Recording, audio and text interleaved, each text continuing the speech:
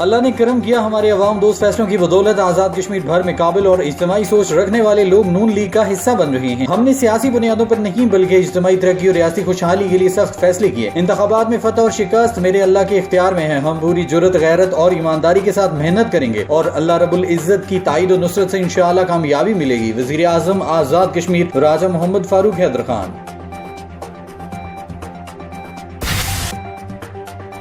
وزیر اعظم آزاد کشمیر راجہ محمد فاروق حیدر خان کی ہدایت پر جموں کشمیر لبریشن سیل کے زیر اہتمام 5 اگست 2019 کے ہندوستانی اقدام اور جنگ بندی لائن پر ہندوستانی جارحیت کو دنیا بھر میں بے نقاب کرنے میں اہم کردار ادا کرنے والے صحافیوں کو مختلف کیٹیگریز میں ایوارڈز دیے جانے کے متعلق سابق سفیر عارف کمال کی سربراہی میں قائم کمیٹی کا اجلاس ہوا۔ اجلاس میں 29 صحافیوں کی جانب سے موصول ہونے والے مواد کا جائزہ لیا گیا۔ جمعۃ المبارک ہو، پورے پاکستان اور آزاد کشمیر میں یوم یکجہتی فلسطین منایا جائے گا۔ اس دوران فلسطینی عوام سے اظہار یکجہتی کے لیے ریلیاں نکالی جائیں گی اور فلسطین کی آزادی کے لیے خصوصی دعائیں بھی کی جائیں گی۔ حکومت کی جانب سے عوام کو احتیاطی تدابیر کو اختیار کرتے ہوئے احتجاجی ریلیوں میں شرکت کرنے کی اپیل۔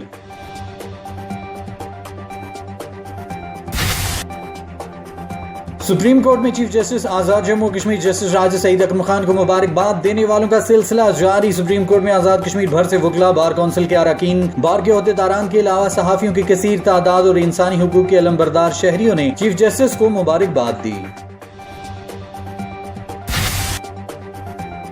عالمی وبا کرونا وائرس کے سبب پاکستان میں مزید 131 اموات اور 4207 نئے کیسز رپورٹ۔ پاکستان میں کرونا سے اموات کی مجموعی تعداد 19,987 تک پہنچ گئی، جبکہ متاثرہ افراد کی مجموعی تعداد 8,90,391 ہو گئی۔ ملک بھر میں ایکٹیو کیسز کی تعداد 66,282 ہے۔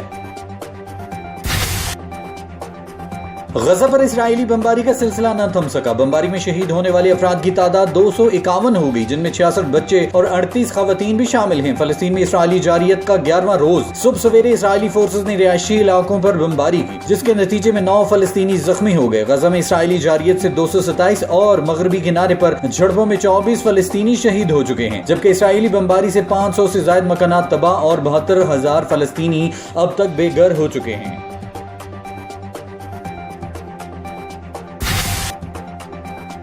دارالحکومت مظفر آباد میں سول سوسائٹی کی جانب سے قبلہ اول بیت المقدس پر اسرائیلی جارحیت اور بے گناہ فلسطینی عوام، بچوں اور خواتین کو بمباری کر کے شہید کیے جانے کے خلاف اور فلسطینی عوام کے ساتھ اظہار یکجہتی کے لیے ریلی نکالی گئی۔ ریلی کے شرکاء نے اسرائیل کے خلاف نعرے بازی کی اور فلسطینیوں پر مظالم بند کرنے کا مطالبہ کیا۔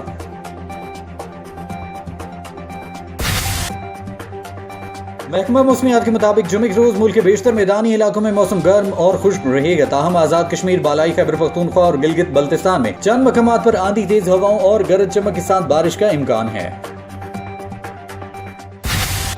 روزانہ 1 کپ قہوہ موٹاپے سے نجات دلا سکتا ہے۔ تحقیق میں یہ بات سامنے آئی ہے کہ روزانہ صبح 1 کپ قہوہ پینا جسم کے لیے کئی فوائد کا حامل ہوتا ہے، جن میں سب سے اہم موٹاپا یا اضافی وزن کی کمی ہے۔ کچھ بھی کھانے سے آدھے گھنٹے قبل قہوے کا استعمال موٹاپے کی وجہ بننے والی کیلوریز کو جلا دیتا ہے۔ قہوے میں موجود کیفین میٹابولزم کو بہتر بناتا اور چربی جلانے کی شرح میں اضافہ کرتا ہے۔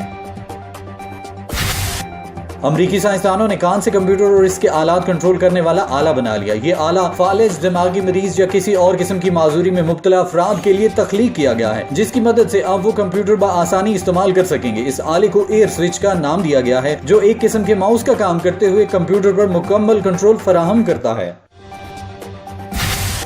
پاکستان کرکٹ بورڈ کو PSL 6 کے بقیہ میچز ابوظہبی میں کروانے کی مکمل منظوری مل گئی۔ ابوظہبی میں PSL 6 کے بقیہ میچز کے انعقاد کے سلسلے میں حائل تمام رکاوٹیں بھی ختم ہو گئیں۔ PCB اور تمام فرنچائز مالکان کے درمیان آن لائن اجلاس کے بعد ایونٹ کے انعقاد سے متعلق انتظامات کو حتمی شکل دی جائے گی۔